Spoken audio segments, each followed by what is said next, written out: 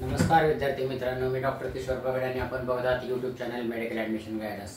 या चॅनलद्वारे medical admission संदर्भात लागणारे सर्व माहिती विद्यार्थी व पालक यांच्या गरजा लक्षात घेऊन वेळोवेळी प्रसारित केली जाते। तर या चॅनलला सबस्क्राइब करा, बेल आयकॉनवर क्लिक करा आणि आपल्या मित्रांना शेअर करा। ऑल इंडिया कोटा नोटिफिकेशन पहिले आलेले आहे, तर मी पहिल्यांदा ते नोटिफिकेशन तुम्हाला वाचून दाखवतो आणि त्याच्यानंतर आपण त्याची चर्चा करूया। नोटीस आणि आजची तारीख आहे 29/7/2024। It is hereby informed that the NEET UG counseling for the academic year 2024 is expected to commence tentatively from 14th August 2024. However, the registration process for the counseling may begin in the first week of the August. The candidates are advised to keep in touch with the MCC website regarding updates of schedule further process of the counseling. म्हणजे MCC म्हणजे मी मागच्या व्हिडिओमध्ये सांगितलं होतं की दादा NTA काही काम राहिलेलं नाहीये। NTA जे काही डाटा आहे ह्याचा नीट ह्याचा एक्झामचा तो सगळा MCC कडे सुपूर्द केलेला आहे आणि आता ऑथोराइज मेडिकल ऍडमिशन प्रोसेस सुरू झालेली आहे। तर ह्या नोटीस प्रमाणे मेडिकल काउन्सिलिंग कमिटी म्हणजे जी काही आपल्या भारतामध्ये जी काही कोऑर्डिनेट करते त्यांनी सांगितलेलं आहे की पहिला राऊंड 14 ऑगस्ट दरम्यान सुरू होईल। आता मी मागचा व्हिडिओ तयार केला होता की महाराष्ट्र काउन्सिलिंग कधी चालू होईल, तेव्हा मी तुम्हाला सांगितलं होतं की 14 ते 15 ऑगस्ट दरम्यान पहिला राऊंड डिक्लेअर होऊ शकतो आणि MCCने पण तेच सांगितलेलं आहे की 14 ऑगस्ट दरम्यान त्यांचा पहिला राऊंड डिक्लेअर होऊ शकतो 14 ते 20 दरम्यान। पण त्याची ऍडमिशन प्रोसेस म्हणजे रजिस्ट्रेशन ह्याच्यामध्ये कसे 4 टप्पे असतात। पहिल्यांदा मी त्याच्यावर सेपरेट व्हिडिओ तयार करणार आहे, तो व्हिडिओ तुम्ही जरूर पहा।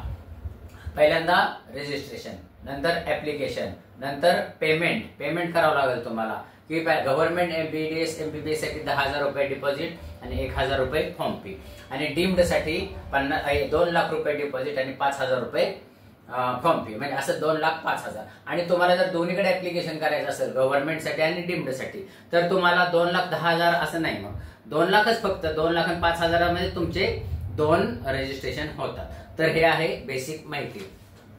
तर ह्या प्रोसेस साठी 1 आठवडा लागतो, म्हणजे MCC काय म्हणते मेडिकल काउन्सिलिंग कमिटी ऑगस्टच्या पहिल्या आठवड्यात ही रजिस्ट्रेशन प्रोसेस चालू होईल, ऑगस्टच्या पहिल्या आठवड्यात। आणि मी मागच्या व्हिडिओमध्ये पण सांगितलं होतं की ऑगस्टच्या पहिल्या आठवड्यामध्ये सुरू होईल। तर ही अशी माहिती आहे। तर ह्याच्यामध्ये रजिस्ट्रेशन कोणी करावं? ऑल इंडिया काउन्सिलिंग ही फक्त 15% MBBS BDS गव्हर्नमेंटसाठी आहे आणि डीम्ड मेडिकल कॉलेज ह्याच्यासाठी आहे। डीम्ड मेडिकल कॉलेज म्हणजे महाराष्ट्रामध्ये जर धरले तर कुठले DY पाटील पुणे, मुंबई, कोल्हापूर, भारतीय विद्यापीठ सांगली आणि पुणे, परत दत्ता मेडिकल कॉलेज नागपूरला 2 कॉलेजेस आहेत त्यांचे, परत MGM महात्मा गांधी मिशनचं आहे ते औरंगाबाद, मुंबई आणि वाशी 3 आहे, आणि कृष्णा मेडिकल ट्रस्ट कराड आणि प्रवरा मेडिकल ट्रस्ट लोणी, हे असे कॉलेजेस आहेत। तर त्याला जर ज्यांना ऍप्लिकेशन करायचं असेल तर त्यांनी ऍप्लिकेशन करू शकता। 2 लाख रुपये डिपॉझिट, 5,000 रुपये हे काय म्हणतात त्याला फॉर्म फी। तर ऑल इंडिया कोटा गव्हर्नमेंट साठी कोणी ऍप्लिकेशन करावं? All India quota government MBBS साठी साधारणपणे ज्यांचा स्कोअर 560च्या वर आहे त्यांनी ऍप्लिकेशन करावं, कारण काय त्याचा कट ऑफच 560च्या खाली काय 560 तर मी कमीत कमी सांगितलं, साधारणपणे 600 650 600 640च्या वर आहे। पण जर समजा चुकून कुठं काही खूप ऍप्लिकेशन कमी आले तर साधारणपणे आपलं त्याच्यामध्ये नाव असावं, म्हणून तुम्ही 560च्या वर ज्यांचे स्कोअर आहे त्यांनी all India quota government MBBS साठी ऍप्लिकेशन करावं। मग तुम्ही साधारणपणे भारतातले सगळे कॉलेज तुम्ही टाकू शकता। तर तुम्ही नॉर्थ मध्ये टाकू शकता, साऊथ मध्ये टाकू शकता आणि महाराष्ट्रामधले पण टाकू शकता, अलग लक्षात। तर ज्यांचा स्कोअर 560च्या वर आहे त्यांनी all India quota MBBS BDS साठी ऍप्लिकेशन करावं। आणि डीम्ड मेडिकल साठी कुणी करावं? तर ज्यांचा स्कोअर 275च्या दरम्यान आहे,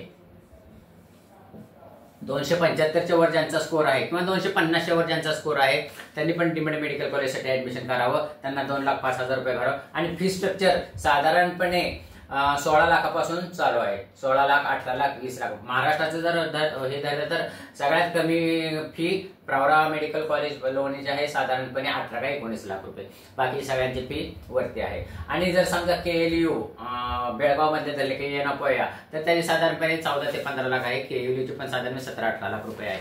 तर ज्यांचा स्कोअर 275 किंवा 250च्या वर आहे त्यांनी डीम्ड मेडिकल कॉलेजचं ऍप्लिकेशन करावं आणि त्यांचं खर्च करण्याची तयारी वार्षिक 20 लाखाच्या दरम्यान पाहिजे। तर अशा विद्यार्थ्यांनी व पालकांनी त्याला हे करावं। ह्याच्यावर मी परत सेपरेट व्हिडिओ तयार करणार आहे ऑल इंडिया काउन्सिलिंग बद्दल हिंदी मेडिकल, तो व्हिडिओ तुम्ही जरूर पहा।